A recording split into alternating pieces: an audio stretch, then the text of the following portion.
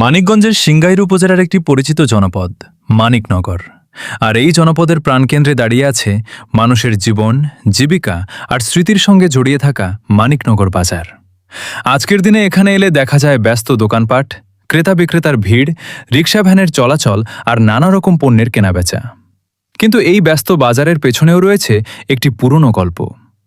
স্থানীয় ইতিহাস ও জনশ্রুতি অনুযায়ী অষ্টাদশ শতকের প্রথম দিকে মানিক শাহ নামে একজন সুফি দরবেশ এই অঞ্চলে এসে খানকা প্রতিষ্ঠা করেছিলেন।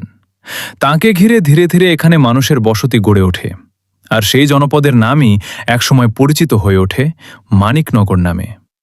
মানিকনগর কাঁচা বাজারের ভেতরে ঢুকলেই চোখে পড়বে টাটকা সবজি আর নানা ধরনের মশলার দোকান। তবে কাঁচা বাজারের ভেতরে আমার কাছে সবচেয়ে ভালো লাগা একটি বিষয় হল, এখানে একজন নারী নিজেই দোকানে বসে ব্যবসা করছেন। একজন নারী নিজের পরিশ্রমে ব্যবসা পরিচালনা করছেন। বিষয়টি সত্যিই প্রশংসনীয় এবং আমার কাছে গর্বের। মানিকনগর বাজারকে সুন্দর করে তোলার পেছনে আরও একটি বিশেষ বিষয় রয়েছে, আর সেটি হল বাজারের ভেতরে থাকা কয়েকটি বিশাল বটগাছ। গাছগুলো যেন পুরো বাজারটাকে মায়ের আঁচলের মতো আগলে রেখেছে। প্রচণ্ড রোদের মধ্যেও এই বটগাছগুলোর ছায়ায় বাজারের ভেতরটা অনেকটাই শীতল থাকে। মনে হয় শত ব্যস্ততার মাঝেও প্রকৃতি যেন এখানে মানুষকে একটু স্বস্তি দেওয়ার জন্য দাঁড়িয়ে আছে। ৩ রাস্তার মোড় থেকে একটু সামনে এগোলেই হাতের বাম পাশে চোখে পড়বে খোকন ও রতন ভাইয়ের সিঙ্গারা ও পুরীর দোকান। তাদের তৈরি সিঙ্গারা ও পুরি খেতে শুধু স্থানীয় মানুষই নয়, সিঙ্গাইর থানাসহ আশপাশের বিভিন্ন এলাকার মানুষও এখানে আসেন। তাদের হাতের তৈরি কাসন্দ আর খাবারের স্বাদ সত্যিই বেশ ভালো। যারা একবার খেয়েছেন তারাই হয়তো সবচেয়ে ভালো বলতে পারবেন এই স্বাদের বিশেষত্বটা কোথায়। বিকেল গড়িয়ে সন্ধ্যার একটু আগে বাজারে গেলে রাস্তার পাশে আরও একটি সুন্দর দৃশ্য চোখে পড়ে। কৃষকেরা দূর দূরান্ত থেকে নিয়ে আসেন তাদের টাটকা শাকসবজি। তাদের মুখের হাসি, আন্তরিকতা আর সুন্দর ব্যবহার সবকিছু মিলিয়ে বাজারের পরিবেশটা আরও আপন মনে হয়। তবে এত সুন্দর একটি বাজার ঘুরে দেখার সময় একটি বিষয় আমার কাছে সত্যিই খারাপ লেগেছে।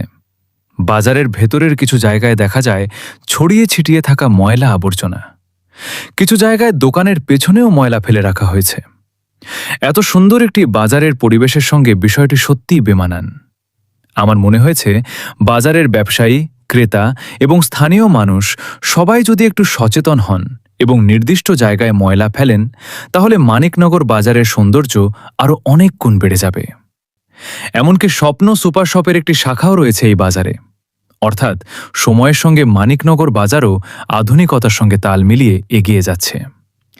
যে ব্যবসায়ী বছরের পর বছর দোকান খুলে বসে আছেন, যে নারী নিজের হাতে দোকান সামলাচ্ছেন, যে মানুষটি প্রজন্মের পর প্রজন্ম এই বাজারকে নিজের জীবনের অংশ করে নিয়েছেন, তাদের সবার গল্প মিলেই তৈরি হয়েছে মানিকনগর বাজারের ইতিহাস।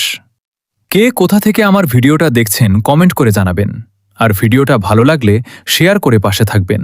ধন্যবাদ।